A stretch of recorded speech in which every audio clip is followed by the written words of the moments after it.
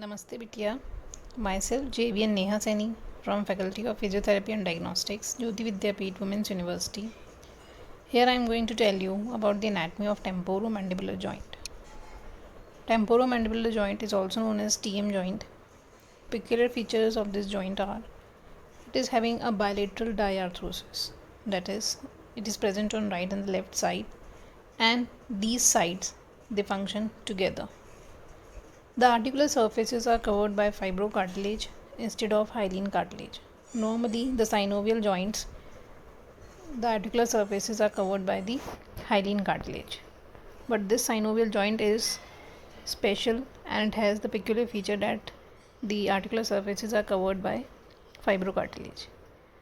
Only joint in the human body to have a rigid endpoint of closure, that of the teeth making occlusal contact. So all the articulating surfaces are in close contact because of the occlusal teeth.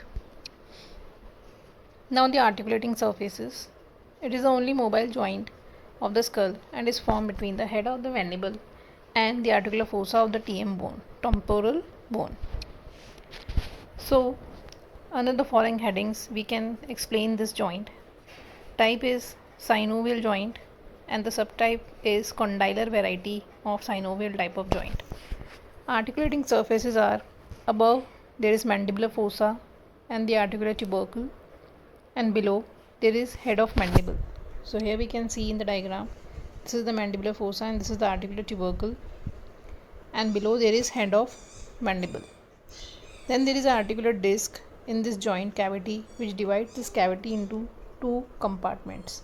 So here is this pink colored structure. This is the fibrocartilaginous disc, which is the articular disc. It is dividing the joint cavity into upper and the lower compartment. Upper compartment is for protrusion and retraction. So the movements occurring in the upper compartment are protrusion and retraction. Protrusion means forward movement. Retractions mean backward movement.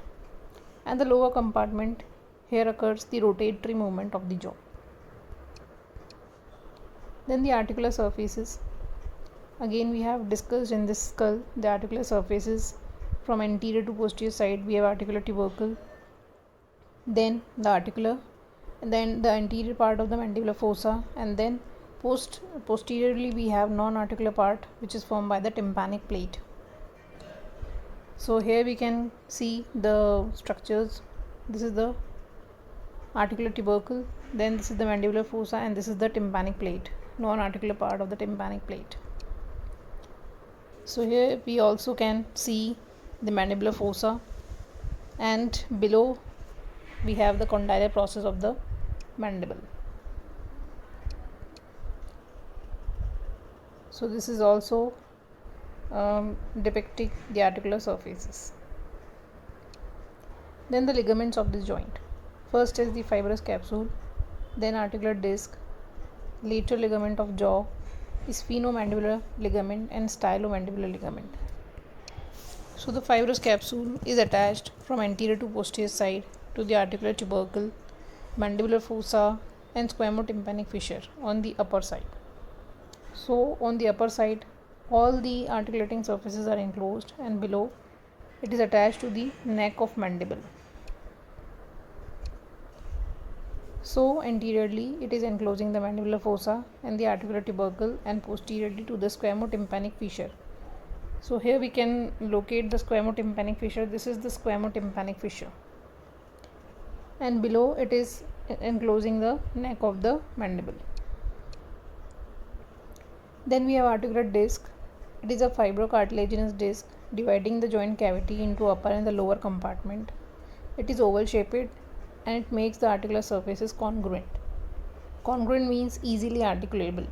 So because of this disc, the articulating surfaces can easily articulate with each other, and all the surfaces are fully occupied.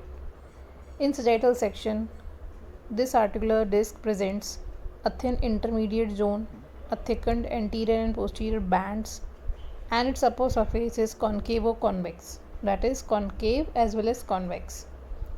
Posteriorly, it is attached to a region of loose vascular and nervous tissue which splits into two laminae. the bilaminar region. So here we can see the parts of articular disc.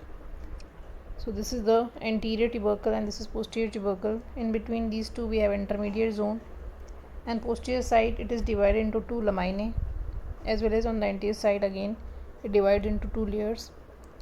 On the anterior side the two laminae are enclosing the fibers of lateral pterygoid. So it can be said that the articular disc derives from lateral pterygoid muscle. Then functions of the articular disc: it stabilizes the TM joint, it makes the articular surfaces congruent, it reduces the wear and tear of the TM joint, it also helps for the lubrication of the joint.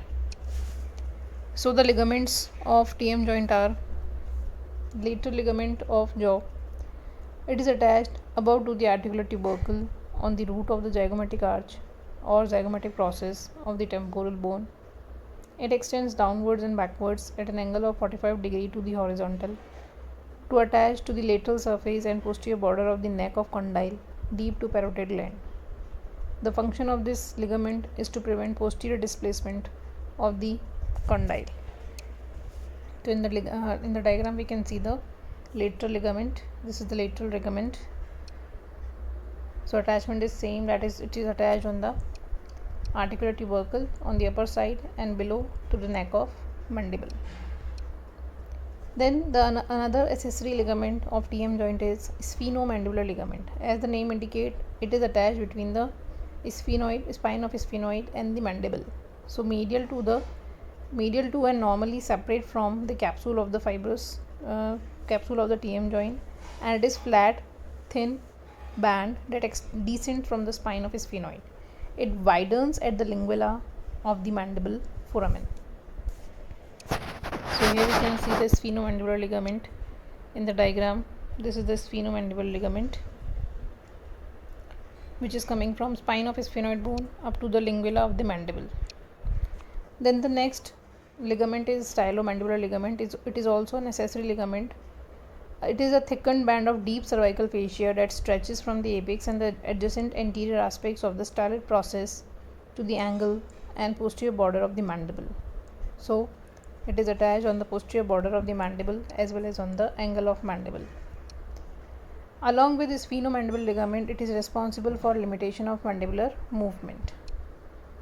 Now the blood supply in the innervation of TM joint is supplied by the superficial temporal artery as well as maxillary artery. These are the terminal branches of external carotid artery, and it is supplied by mesenteric and auriculotemporal nerves. These are the branches of mandibular nerve. So the movements of the TM joint are rotation as well as transitory movements. Rotation movements occur in the lower compartment, and in the upper compartment there is translatory movement, or we can say the gliding movement, that is protraction and retraction are occurring in the upper compartment, and in the lower compartment there is rotatory movement. What is the upper compartment? This is the upper compartment and this is the lower compartment. Upper compartment lies above the articular disc and lower compartment lies below the articular disc. Now what are the muscles which are involved in this movement are: for depression the muscle is lateral pterygoid, digastric, glenoid, mylohyoid. Note that all these muscles, they are lying below the TM joint and they are occurring at the floor of the mouth. So when they contract, they will lead to depression. Elevation is done by those muscles which are on the upper side of the mandible, that is masseter, temporalis, medial pterygoid. Then protrusion, that is forward movement, is done by simultaneous contraction of lateral and medial pterygoid, and retraction is done by the posterior fibers of the temporalis muscle. So here we can see the movements of the TM joint. This protraction is forward movement, retraction is backward movement. Elevation means closing of the mouth, depression means opening of the mouth. So these are rotatory movements. These are utilized during chewing movements of our mouth, and these are occurring in the lower compartment. The axis for this is sagittal, transverse as well as vertical axis during opening and closing of the mouth. So these are the range, axis and plane for all the movements of the TM joint. Now age related changes in the TM joint are: there is decrease in the synovial fluid formation as the age increases. Then as the age increases, it will lead to impairment of motion due to decrease in the disc and the capsule extensibility. Also there is dysfunction in the older people. Now some disorders of the TM joint. First is trauma. Trauma means injury. It can be macro or micro. Macro means when there is sudden phase that can result in structural alterations, example blow to face. So this is the macro injury. Macro means large injury. Micro means small injuries.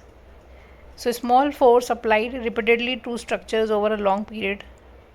Bruxism or clenching. Bruxism is defined as dynamic grinding of teeth at night. Some people have the ability or they have the habit of grinding the teeth at night. This condition is the bruxism. So this is clenching. Clenching is the static contact of teeth together as power from closing mouth or closing muscles of the jaw is applied. This is clenching. This can also causes micro injuries in the joint. Then TM joint dislocation. The mandible can be dislocated in the anterior, posterior, lateral and superior position. Anterior dislocation, these are the common, and these dislocation can be classified as acute, chronic, recurrent. Then TM joint may occur with trauma, extreme opening of the mouth during yawning, laughing, singing, vomiting or dental treatment. So TM joint dislocation is very painful and frightening for the patient. This is how the TM joint can be relocated during after a dislocation. This procedure is known as reducing the dislocated jaw. In this there is pressing is placed on the premolar teeth downwards. At the same time the pressing is done underneath the chin, and then the mandible is pushed upwards and backwards. This will lead to again repositioning of the mandible in the cavity, that is the mandibular fossa. Next we have TM joint ankylosis. It is the fusion of the mandibular condyle head to the glenoid fossa. So there is complete fusion of the mandibular condyle, as we can see in the diagram, to the glenoid fossa. Ankylosis of TM joint most often results from trauma or infection. It may be bilateral.